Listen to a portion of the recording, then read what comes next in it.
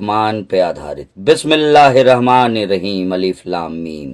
یہ سورہ حکمت سے بھری کتاب کی آیت ہے جو از سر تاپا ان لوگوں کے لیے ہدایت و رحمت ہے جنہیں پابندی سے نماز پڑھنے کی عادت ہے، جن کے یقین میں زکوٰۃ اور آخرت ہے۔ یہی لوگ اپنے پروردگار کی ہدایت پہ عامل ہیں اور یہی لوگ قیامت میں اپنی دلی مرادیں پانے کے قابل ہیں۔ اور لوگوں میں بعض ایسے ہیں جو بےہودہ قصوں کے قائل ہیں، یہی بغیر سمجھے بوجھے لوگوں کو خدا کی سیدھی راہ سے بھٹکانے میں شامل ہیں۔ جو آیت خدا سے مسخرہ پن کرے ایسے ہی لوگوں کے لیے عذاب کی تہ ہے رسوائی۔ جب اس کے سامنے آیتیں پڑھی جاتی ہے تو ایسے منہ پھیرتے ہیں کہ کچھ نہیں پڑھا سنائی، ان کے کانوں میں ٹھیٹھی ہے، ان کے دلوں میں شیخی کی ہے پرچھائی۔ اے رسول، آپ نے ان تک دردناک عذاب کی خبر ہے پہنچائی۔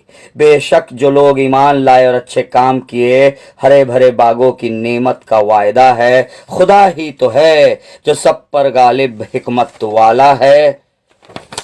اسی نے بغیر ستون کے آسمانوں کو بنا ڈالا ہے، اسی نے زمین پہ بھاری بھاری پہاڑوں کے لنگر ڈالا ہے، اسی نے ہر طرف چل پھر کرنے والے جانور زمین میں پھیلایا ہے، اسی نے آسمان سے پانی برسایا ہے اور اس کے ذریعے سے زمین میں ہر رنگ کے نفیس جوڑے پیدا کرنے والا ہے۔ اے رسول، ان سے کہہ دو کہ یہ تو خدا کی خلقت ہے، خدا کے سوا انہیں کس معبود کی ضرورت ہے، خدا کے سوا اور کسے پیدا کرنے کی طاقت ہے۔ سرکش لوگ سری ہی گمراہی میں پیوست ہیں۔ اور یقیناً ہم نے لقمان کو عطا کی حکمت ہے اور حکم دیا کہ خدا کا شکر کرنا بھی عبادت ہے۔ جو خدا کا شکر کرے گا اسے اپنے ہی فائدے کی ملتی نعمت ہے، اور جس نے ناشکری کی اسے اپنا ہی کام بگاڑنے کی عادت ہے، کیونکہ خدا تو برحال بے پرواہ اور قابل و حمد و ثنا ہے۔ لقمان نے اپنے بیٹے سے نصیحت کر کے کہا کہ کسی اور کو خدا کا شریک کرنا منع ہے۔ شرک یقینی بڑا سخت گناہ ہے، جس گناہ کی بخشش کہاں ہے۔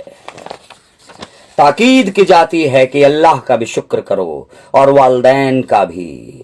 ماں جو دکھ پر دکھ سہ کے تجھے پیٹ میں رکھی تھی، آخر ہر شے اللہ کی طرف ہی لوٹ کر جاتی ہے۔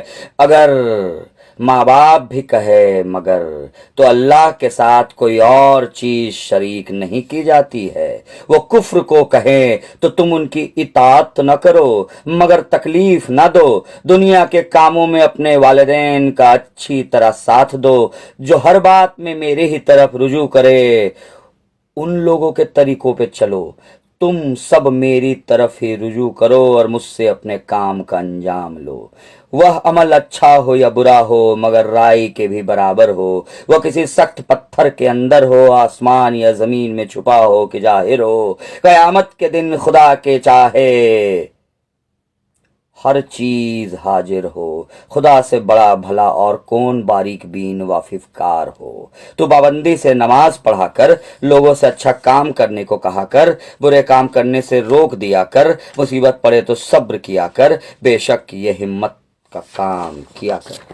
اور لوگوں کے سامنے غرور سے اپنا منہ نہ پھلانا، زمین پر اکڑ کر نہ چلنا نہ اترانا، خدا نے کسی اترانے والے کو دوست نہیں بنانا، اپنی چال ڈھال میں میانہ روی اپنانا، دوسروں سے بولنے میں اپنی آواز دھیمی رکھو، نہ کہ چیختے ہوئے اپنی آواز گدھوں سے رکھو۔ آسمان اور زمین میں جو کچھ ہے چاہے ظاہری یا باطنی رکھو، سارے نعمتوں کو دینے والے خدا پہ یقین ہی رکھو۔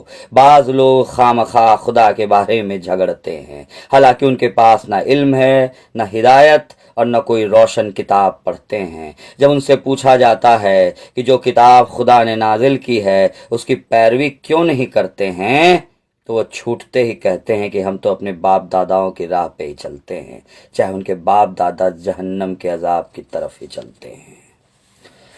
میرا نام امت چودھری ہے، اگر پسند آئے تو لوگوں تک پہنچائے۔ پھر ملتے ہیں ایک نئی